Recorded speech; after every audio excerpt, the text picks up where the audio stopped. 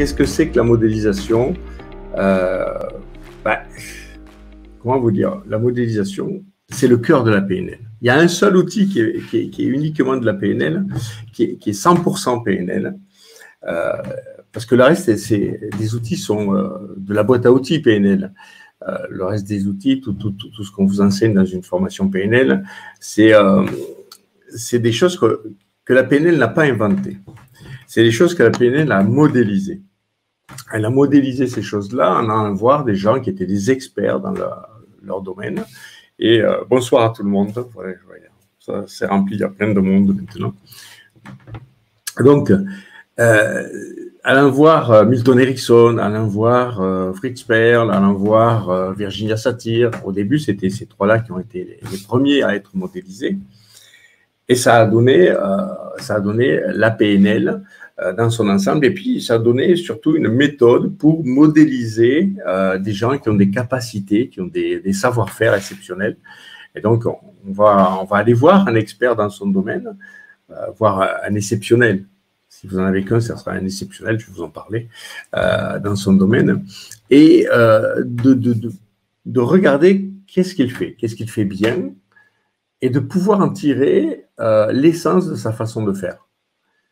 Voilà, on va aller voir le talent inné qu'a une personne et modéliser ce qu'elle fait le mieux. Parce que souvent, un expert sait faire instinctivement ou empiriquement une chose.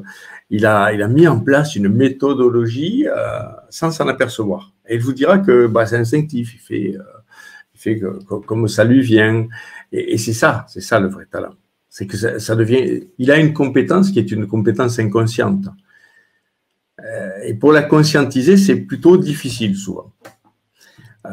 Quand l'intégration se fait au niveau totalement inconscient, c'est là qu'on est les meilleurs. Chacun de nous, quand on atteint ce niveau-là. Pour autant, savoir expliquer ce qu'on a fait dans le détail, c'est plus compliqué. C'est plus complexe, c'est plus compliqué, parce qu'on est obligé de se pencher sur la conscientisation de cette expérience et de venir l'expliciter. Et ça, c'est compliqué à faire. C'est pas parce qu'on sait faire qu'on sait expliquer ce que l'on fait. C'est terrible, ça. Et c'est pour ça qu'enseigner, c'est un métier. Enseigner, c'est une compétence. Parce que c'est pas parce qu'on est bon dans un domaine qu'on sera un bon enseignant dans ce domaine-là. Les meilleurs ne le sont pas, en général. Comme Milton Erickson n'est pas un bon enseignant. Il était trop exigeant avec ses élèves.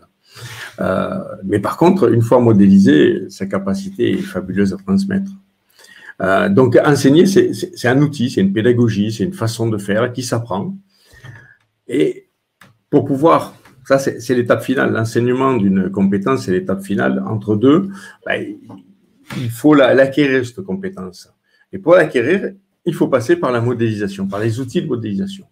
Et ça, c'est le cœur de la PNL. C'est ce qui fonde la PNL. C'est le seul outil qui soit à 100% de la PNL, c'est la modélisation. Tout le reste était issu de la modélisation de gens qui avaient un talent exceptionnel dans ce qu'ils faisaient.